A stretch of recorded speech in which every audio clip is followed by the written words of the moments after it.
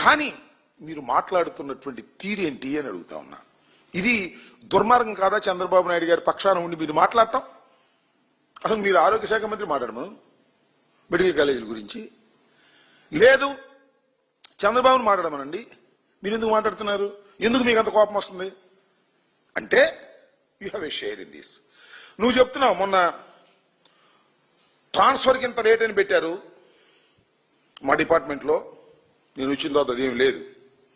చాలా స్పష్టమైన ఆదేశాలు ఇచ్చాను. ఎక్కడ కరప్షన్ జరగడానికి వీల్లేదు, ఎక్కడ అన్యాయం జరగడానికి వీల్లేదు, ఎక్కడ లంచాలు జరగడానికి వీల్లేదు అని మీరు చెప్పారు. శభాష్, మంచి మాట చెప్పారు, అభ్యంతరం ఏమీ లేదు. ఏం జరుగుతుందండి ఇక్కడ? అసలు లోకేష్ బాబు గారు డబ్బులు ఏందో ట్రాన్స్ఫర్ చేస్తున్నాడా? అక్కడ దాకా ఎందుకు? మీ శాఖ అంటే పవన్ కళ్యాణ్ గారి శాఖ కాదు, జనసేన శాఖ, పౌర సరఫరాల శాఖ. సీజ్ ది షిప్ అన్నారు.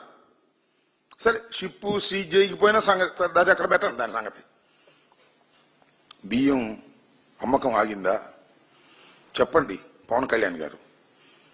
కూటమి ప్రభుత్వం వచ్చిన తర్వాత బియ్యం అమ్మకం ఆగిందా అడుగుతున్న సమాధానం చెప్పండి ప్లీజ్. కొట్టేస్తున్నారే, కాకినాడ రేవు నుంచి బ్రహ్మాండంగా వెళ్ళిపోతున్నాయి.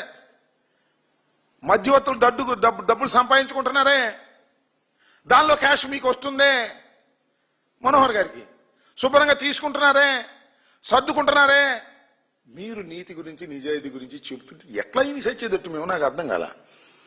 నీతి గురించి నిజాయితీ గురించి బ్రహ్మాండంగా మీరు చెప్తున్నారు, ఉపన్యాసాల్లో అద్భుతంగా చెప్తున్నారు.